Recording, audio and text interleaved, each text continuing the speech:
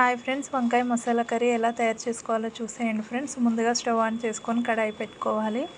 1 spoon oil వేసుకోవాలి.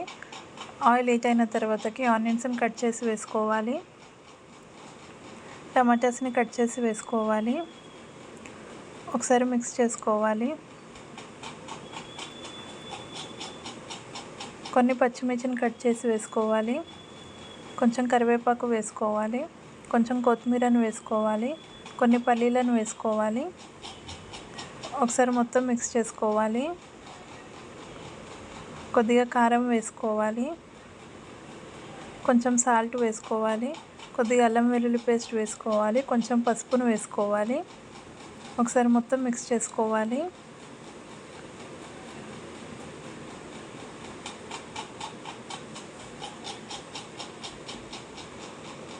ఇప్పుడు మూత పెట్టేసుకోవాలి. ఒక 5 మినిట్స్ పాటు ఆయిల్లో మంచిగా ఫ్రై చేసుకోవాలి.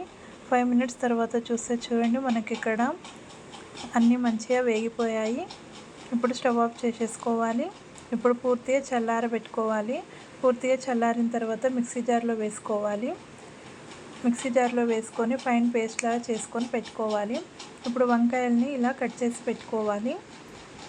ఇప్పుడు స్టవ్ ఆన్ చేసుకొని కడాయి పెట్టుకోవాలి. 2 స్పూన్స్ ఆయిల్ వేసుకోవాలి. ఇక్కడ ఆయిల్ వేసుకున్నాను. ఇప్పుడు వంకాయల్ని వేసుకోవాలి.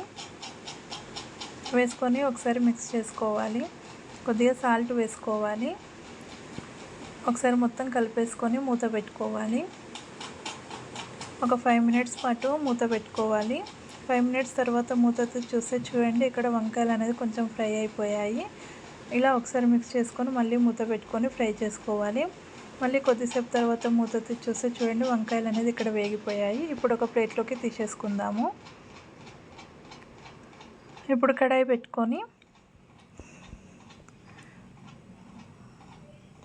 ఇప్పుడు మనం ముందుగా చేసి పెట్టుకున్న పేస్ట్ని వేసుకోవాలి. వేసుకొని ఒకసారి మొత్తం కలుపుకోవాలి.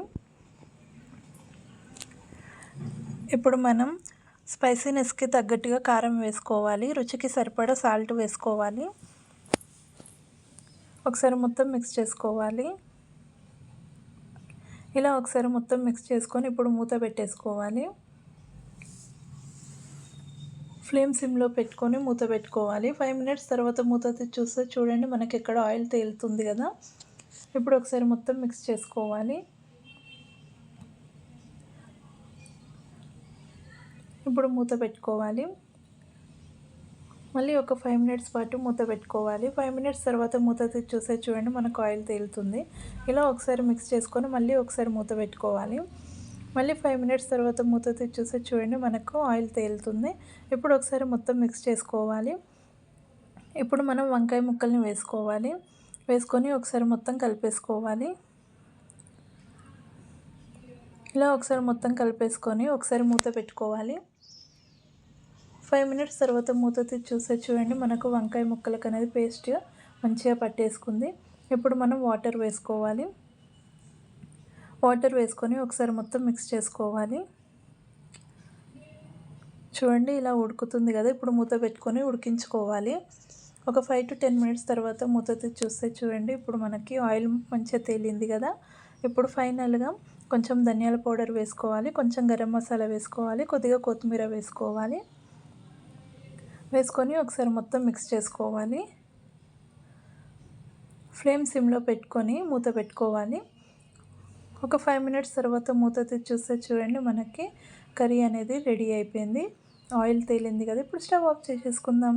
ఎంతో టేస్టీగా ఉండే వంకాయ మసాలా కర్రీ రెడీ. ఈ వీడియో కనుక మీకు నచ్చినట్టయితే like, share and subscribe to my channel friends.